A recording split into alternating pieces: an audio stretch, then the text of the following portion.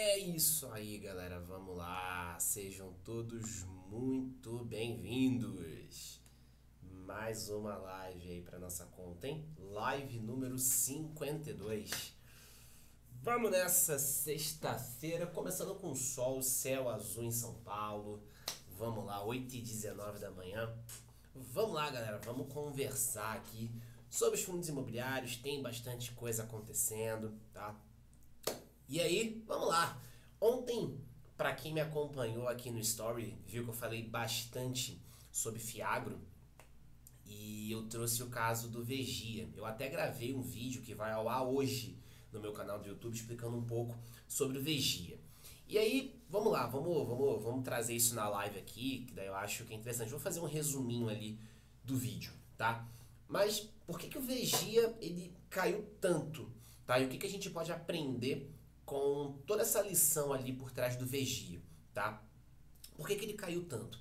40%, e eu fiz até esse levantamento aqui, 40% da carteira de ativos do Vegia tá com exposição no Rio Grande do Sul. Ó. Eu mapeei todos que estão aqui no relatório, tá vendo? Se vocês pegarem o último relatório e forem ver os percentuais, vocês vão chegar num total de 40% de exposição no Rio Grande do Sul. E aí, cara, você tem um estado que está passando pelo que está passando.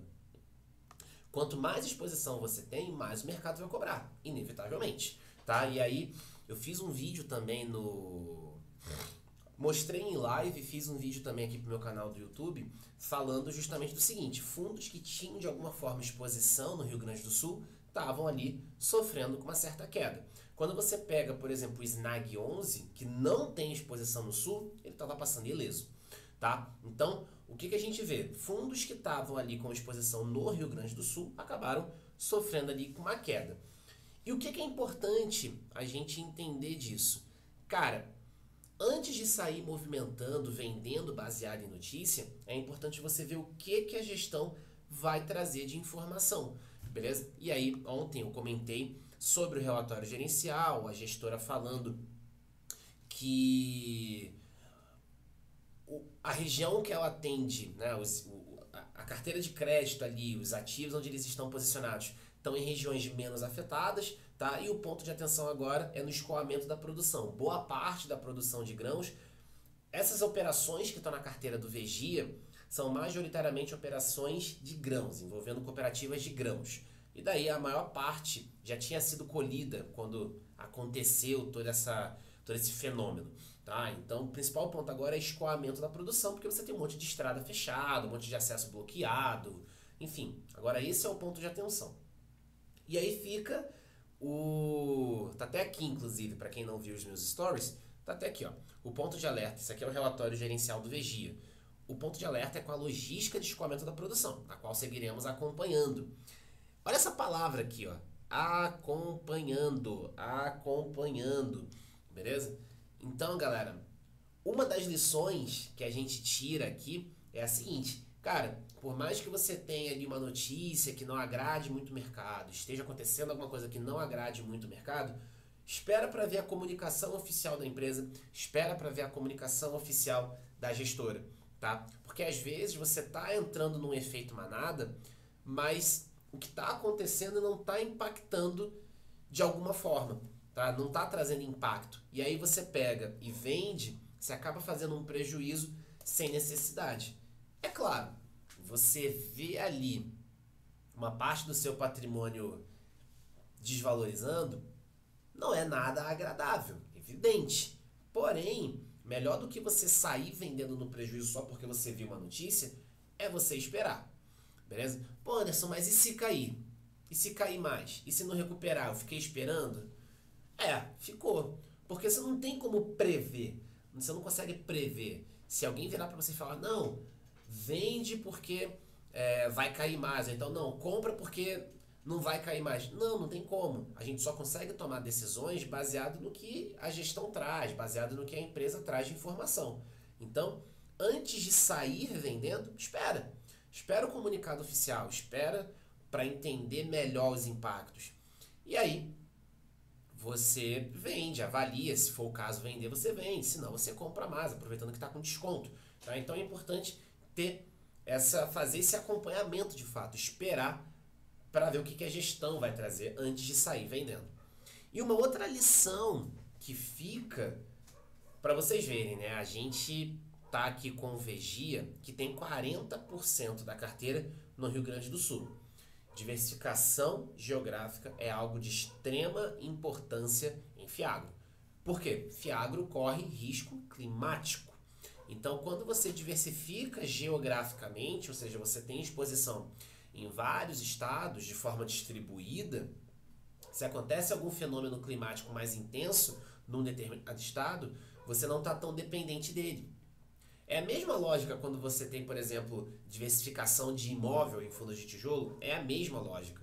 Então, busquem sempre fiagros que tenham uma boa diversificação geográfica, e não só isso, tá? Que façam uma boa distribuição. Não adianta você ter 15 estados, mas 80% da carteira está num.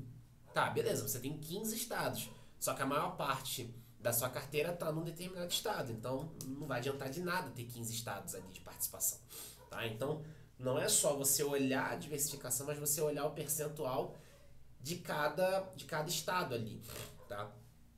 Porque isso, querendo ou não, acaba também sendo crucial quando você tem algum fenômeno climático. E a gente sabe, a gente está num momento de muita alteração climática, então você pode ter onda de calor, chuva em excesso, enfim, estiagem em excesso, e daí você acabar prejudicando uma plantação, acabar prejudicando alguma safra, algo do tipo, tá? Então, diversificação de geografia, diversificação de estado é algo extremamente importante de a gente avaliar no Fiagro. Beleza? Tranquilo? Show de bola. Galera, quem tiver dúvida, pode comentar aqui. Inclusive, eu abordo Fiagro no meu curso FMR. Tá? O módulo 4 do curso é um módulo voltado para fundos alternativos. Fiagro, FIINFRA. Eu até faço um vídeo comentando sobre fundo certificado.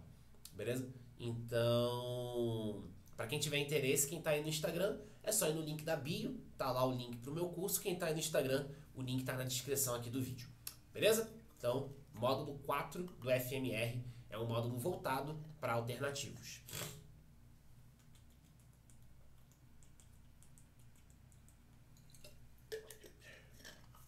Boa!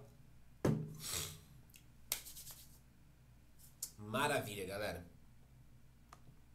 Um outro ponto que é legal comentar, tá? Um outro fundo, agora saindo dos alternativos e indo aí para os fundos imobiliários tradicionais que a gente conhece, a LZR, galera. A LZR está fazendo emissão de novas cotas. O fundo está querendo captar aí 370 milhões de reais. E essa cota está vindo ali a R$ 107,43. Isso já somando o custo de distribuição. Beleza? E no mercado o fundo está a R$ 109,39. Então a gente tem uma oferta que está vindo num preço abaixo do preço de mercado.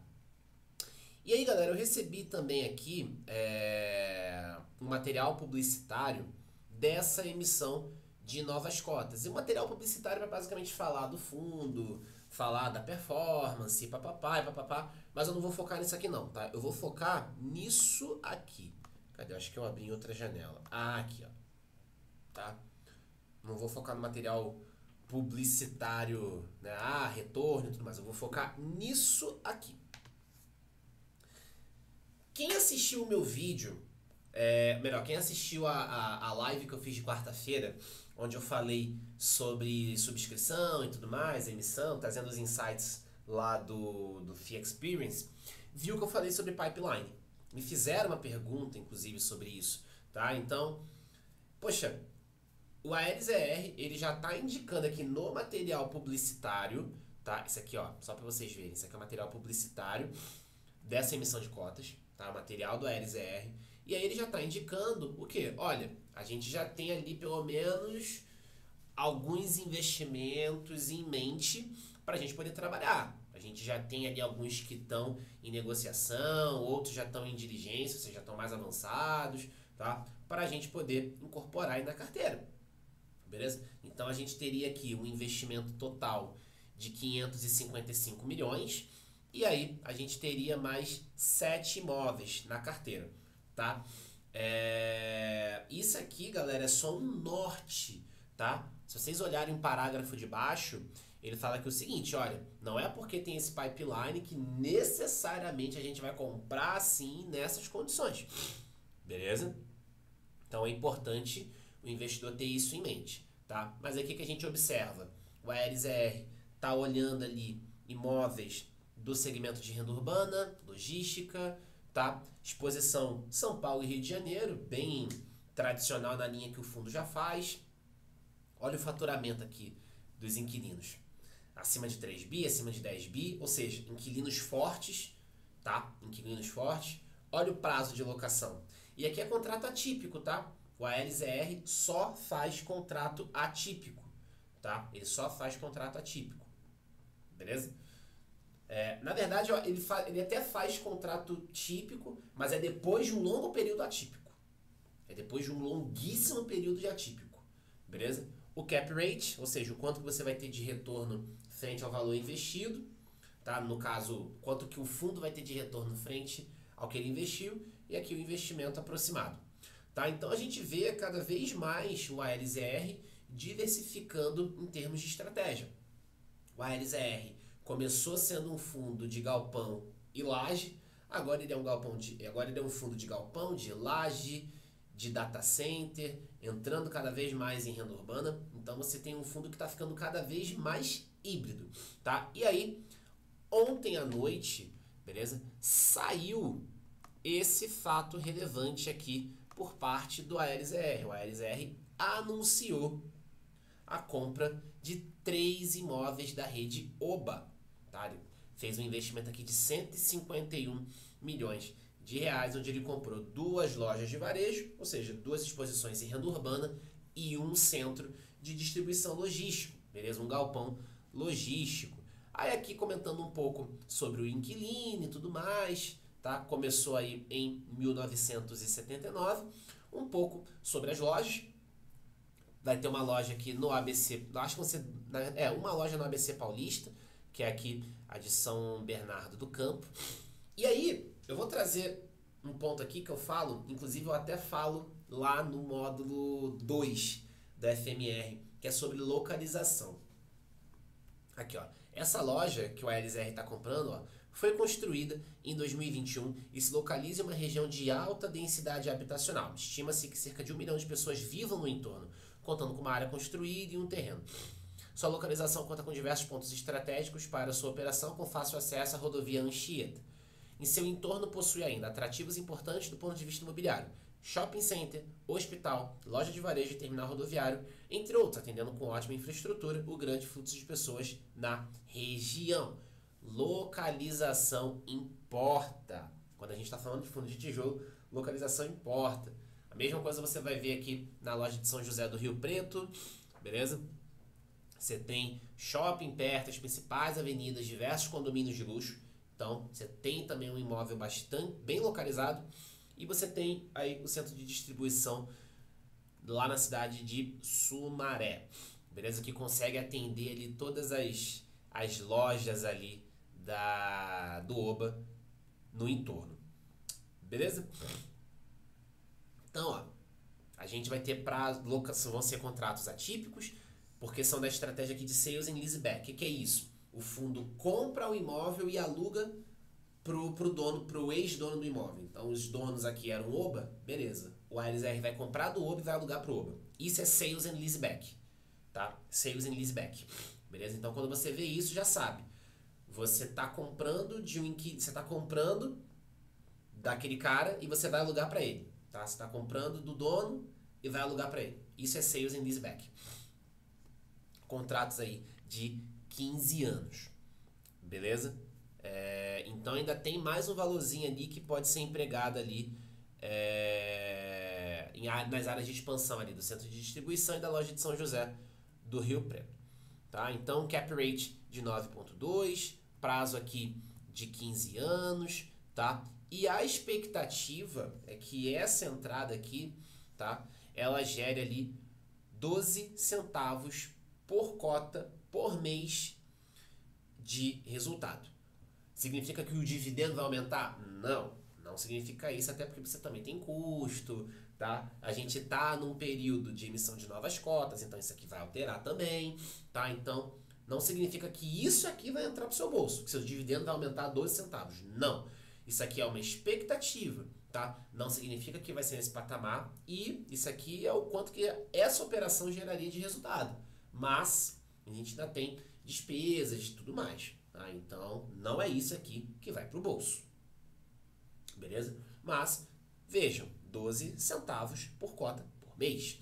Então, a LZR se consolidando cada vez mais ali, tá? Tá fazendo captação, tá numa emissão que tá vindo num preço abaixo de mercado, já tá com pipe, pelo menos um pipe ali definido, já tá fazendo novas alocações. Então, realmente, um fundo que tá se movimentando bem, que tá fazendo uma boa gestão ativa, enfim, trabalhando ali para conseguir crescer o portfólio. Beleza, galera? Tranquilo? Então, mais um gigante aí fazendo captação e já, enfim, empregando recursos aí para aumentar o portfólio.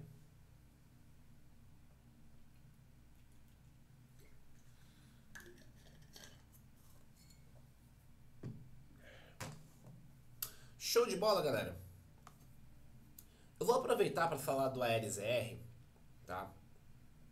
E tem um ponto que é interessante, o seguinte, tá? Quando a LZR ele anunciou ali a sua captação e tudo mais, né, que ele ia fazer a nova emissão de cotas, a gente tava ali num preço de mais ou menos uns 115, 116 reais. E daí ele anunciou a cota a 107,43. Beleza? Então a nova cota tá vindo a 107,43 e o preço do mercado estava 115. Quando a gente tem anúncio de emissão, tá? E daí a gente tem um preço muito acima do preço da nova cota, a gente costuma ter um movimento chamado arbitragem. Muita gente começa a negociar o fundo imobiliário, tá? Para poder comprar uma quantidade ali na subscrição e reduzir o preço médio. A arbitragem, galera, é basicamente o seguinte, tá? Se vocês olharem o gráfico, aqui, ó, tá? Vocês vão ver que o fundo caiu aqui consideravelmente, ele caiu 5%, ó. Tá vendo? Ele caiu 5% do dia 10 até o dia 23. Mas isso aqui não tem a ver com perda de fundamento. Como o fundo está fazendo captação, esse é um movimento que acontece mesmo, é um movimento até esperado quando você tem uma emissão nessa linha aqui do ALZR. O que basicamente a gente tem? Na arbitragem, você tem lá um preço no mercado acima do preço da nova cota. E aí vamos supor, você tem lá 30 direitos de subscrição para você poder participar. Você recebeu 30 direitos. O que você pode fazer? Vender as 30 cotas no mercado. Se você tiver com preço médio abaixo do preço de mercado, você vai ter um lucro nessa operação e aí você vai ter que apurar imposto. Lembra? 20% de imposto. Você vai apurar o imposto e aí beleza, você fez ali um lucrinho de curto prazo. O que você faz agora? Pega as 30 cotas que você tem na subscrição e reserva para você poder participar. Ou seja, a arbitragem é basicamente o que? Você vende num preço mais alto que está no mercado e daí entra na emissão que está com preço mais baixo. Então, como o preço do ALZR estava muito lá em cima, muita gente acabou fazendo essas vendas para fazer esse movimento de arbitragem. Vamos lembrar, o investidor que está em maior peso aqui nos fundos imobiliários é o investidor pessoa física. Pessoas físicas fazem muitas dessas movimentações oportunísticas. Então, galera vê, pô, eu posso comprar 107, o fundo está 115, vendo aqui, compra aqui embaixo mais barato. Beleza? Já que eu tenho esse direito, eu vendo aqui a quantidade que eu tenho do direito e reservo. Então, de novo, a arbitragem.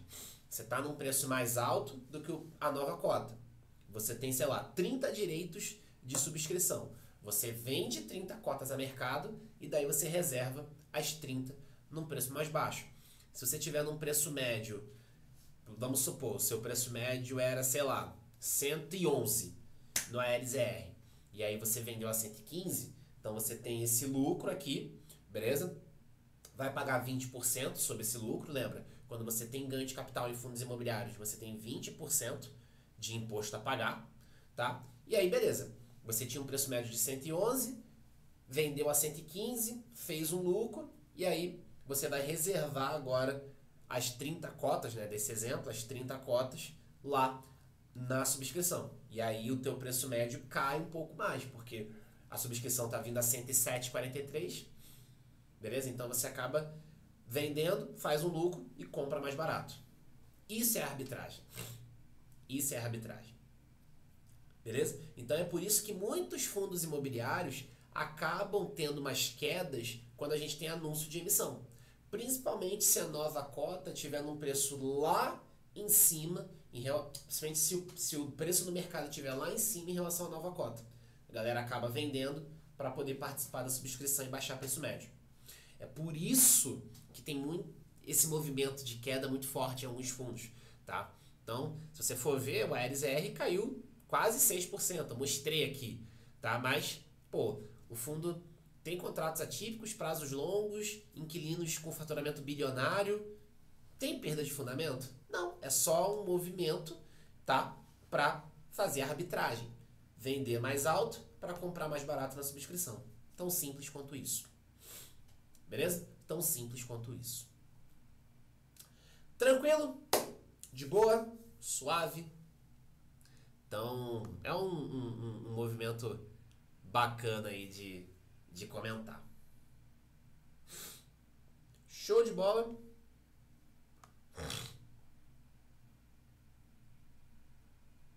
Galera, temos dúvidas? Quem tiver dúvida, pode comentar aqui. Reforço. Quem tiver interesse no meu curso completo de fundos imobiliários, quem está aí no Instagram é só ir no link da bio, você consegue acessar. Quem está aí no YouTube é só ir na descrição aqui do vídeo, que o link também vai estar aí para você entrar. Beleza? Boa!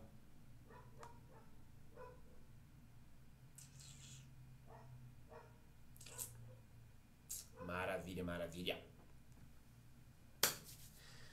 Galera, então, se não há mais dúvidas, se não há mais nada, só me resta aqui agradecer pela participação de todo mundo. Mais uma live concluída com sucesso. Muitíssimo obrigado pela atenção de vocês aí, tá? Então, amanhã teremos live, com certeza. Amanhã vamos fazer live aí bonitinho, tá? Sabadão com live. Show! E é isso. Muito obrigado aí pela atenção, pela participação, tá? Mais tarde vai estar aí a gravação lá no YouTube. Contem comigo nessa caminhada. Tamo junto. Uma excelente sexta-feira, um excelente final de semana. E juízo. Valeu!